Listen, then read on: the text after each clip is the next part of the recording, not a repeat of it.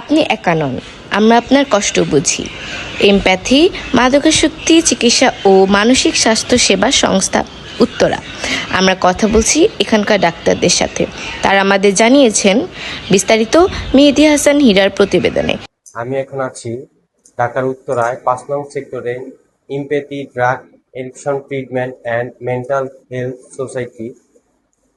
এখানে আমরা চিকিৎসকদের সাথে কথা বলবো মানসিক ভারসাম্যহীন এবং মাদকাসক্ত ব্যক্তিদের নিয়ে তাদের পরিবার কি ব্যবস্থা নেবেন। জাহিদ হাসান নীল, পেশায় একজন অ্যাডিকশন প্রফেশনাল এবং ক্লিনিক্যাল সাইকোলজিস্ট। আমি কাজ করছি ইমপ্যাথি ক্লিনিকে। আমি অ্যাডিকশন নিয়ে মূলত কাজ করি, সাবস্টেন্স ইউজ ডিসঅর্ডার যেটাকে আমরা অ্যাকচুয়ালি বলি।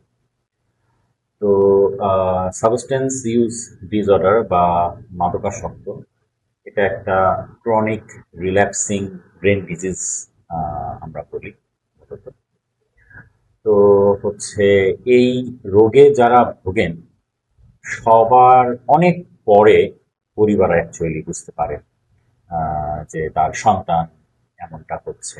প্রথমত পরিবার অনেক সময় অন্যদের কাছ থেকে জানে, কিন্তু তা সহজে বিশ্বাস করতে চায় না। এর ফলে অনেক রকমের চিকিৎসায় বিলম্ব হয়ে যায়। তো এই বিলম্ব হবার কারণেই দেখা যায় যে একজন মাদকাসক্ত ব্যক্তি ১ বছর, ২ বছর, ৫ বছর, ১০ বছর, এমনও দেখা গেছে যে ১৫-২০ বছর পর সে চিকিৎসা আওতাভুক্ত হয়েছে। এটা একটা অনেক বড় একটা আমার কাছে গ্যাপ মনে হয়। আর পাশাপাশি একজন যে ব্যক্তি মাদকাসক্ত হন তার অনেকগুলো লক্ষণ দেখা গেছে যে দেখা যায়। প্রথম লক্ষণ যেটা দেখা যায় সেটা হচ্ছে তার রুটিনের মধ্যে, দৈনন্দিন যেটা আমরা রুটিন বলি, সেই রুটিনের মধ্যে অনেক রকমের দেখা গেছে যে এলোমেলো থাকে। যেমন রাতে ঘুমায় না, দিনে ঘুমায়। খাওয়ার যে ৩ বেলা আমরা যারা মানে রেগুলার বেসিস আমরা খাবার খাই, সেই খাবারের টাইম টেবিলগুলো এলোমেলো হয়ে যায়। কাপড় চোপড় একটু এলোমেলো হয়ে যায়। সেলফ হাইজিন বলতে যা আমরা বুঝি, যেমন গোসল, দাঁত ব্রাশ করা, এগুলোতে এলোমেলো হয়ে যায়। তারপর এলোমেলো বন্ধুদের সঙ্গে তারা মেশে। তাদের যে প্রোডাক্টিভ লাইফ, যদি সেই স্টুডেন্ট হয় তার পড়াশোনায় দেখা গেছে যে ব্যাঘাত ঘটে। যদি তিনি চাকরিজীবী হন সেখানেও চাকরিতে অনুপস্থিতি। তো এই ধরনের বিভিন্ন রকম আপনার লক্ষণ অ্যাকচুয়ালি দেখা যায়। সেখানে পারিবারিক লক্ষণও থাকে, সামাজিক কিছু লক্ষণ থাকে, শারীরিক মানসিক লক্ষণ তো আছে। এবং পরিবারদের যখন আমাদের কাছে চিকিৎসায় দেয় তখন পরিবারের এটা যে একটা রোগ, মাদকাসক্ত যে একটা রোগ, পরিবার এই ব্যাপারটা বুঝতে চায় না। তারা মনেই করে যে এটা একটা বদভ্যাস, ও ইচ্ছা করলেই ছাড়তে পারে।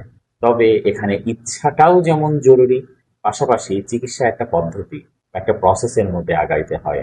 তো এই প্রসেসটাকে মেনটেন করতে হয়। তো এই জন্য অনেক পরিবার আছে যে ২ মাস ৩ মাস চিকিৎসা করান, কিন্তু করার পর পরবর্তী যে ফলো আপ সিস্টেম সেটার মধ্যে তারা থাকে না। বাংলাদেশে চিকিৎসায় অনেক বড় একটা গ্যাপ হচ্ছে যে ফলো আপ না করা। তো ইনডোরে কিছুদিন ভর্তি থাকে, কারো কারো ক্ষেত্রে ১ মাস, কারো কারো ক্ষেত্রে ১৫ দিন, কারো ক্ষেত্রে ৩ মাস, কারো কারো ক্ষেত্রে এমনও আছে যে ৬ মাস ভর্তি থাকে। কিন্তু ভর্তি করে রাখার পরবর্তী যে স্টেপগুলো থাকে সেই স্টেপগুলো তারা নেন না। যেমন পরবর্তীতে ফ্যামিলি কাউন্সেলিং এর প্রয়োজন হয় পরিবারের।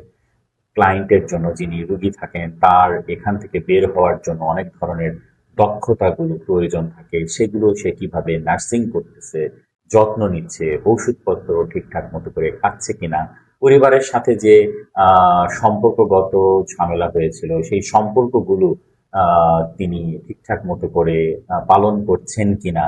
আবার পুনরায় সে দেখা গেছে যে খারাপ যারা বন্ধু বা আসক্ত যারা বন্ধু ছিল সেই বন্ধুদের সঙ্গে তিনি আবার মিশছেন কিনা। তো এরকম অনেকগুলো পদ্ধতি রয়েছে যেগুলো একটা কন্টিনিউয়াস প্রসেসের মধ্যে দিয়ে অ্যাকচুয়ালি আগাইতে হয়। তো অনেক পরিবার মনে করে অন্য ৮-১০টা রোগের মতো অ্যাডিকশনের ট্রিটমেন্ট যে হাসপাতালে দিলাম ওখান থেকে বের হবে, তারপর তো মনে হয় আমার সন্তান বা প্রিয় মানুষ ভালো হবে। তবে এটা সম্ভব নয়। এটার জন্য দরকার যেমন ইনডোরের ট্রিটমেন্ট, হসপিটালাইজেশনেরও ট্রিটমেন্টের প্রয়োজন হয় বা রিহ্যাবিলিটেশনের ট্রিটমেন্টের প্রয়োজন হয়, আবার পাশাপাশি দেখা গেছে যে ট্রিটমেন্ট পরবর্তী যে ফলো আপ সেটা প্রয়োজন হয়। তো সেটা যদি প্রপারলি না হয় তাহলে পুনরায় আবার আসক্ত হওয়ার সম্ভাবনা দেখা গেছে যে থাকে। তো পরিবারগুলো যদি ইনডোর এবং আউটডোর দুইটা ট্রিটমেন্ট একটা ফলো আপ সিস্টেমের মধ্যে দিয়ে যদি তিনারা সম্পন্ন করেন, তাহলে অনেক রোগী এই যারা মাদকাসক্ত অবস্থায় আছে তাদের ঠিক হওয়ার সম্ভাবনা অনেক বেড়ে যায়। আমি ডক্টর মোহাম্মদ সাজ্জাদ মনসুর। আমি এমপিটি drug treatment and mental health care society অ্যাসোসিয়েশনের রেসিডেন্ট ডক্টর হিসেবে এখানে নিয়োজিত আছি। আমাদের এখানে মূলত মানসিক রোগী যারা তাদের এবং যারা অ্যাডিক্ট অর্থাৎ মাদকাসক্ত তাদেরকে এখানে সুনির্দিষ্টভাবে একটি প্ল্যান করে সুচিকিৎসা দেওয়া হয়।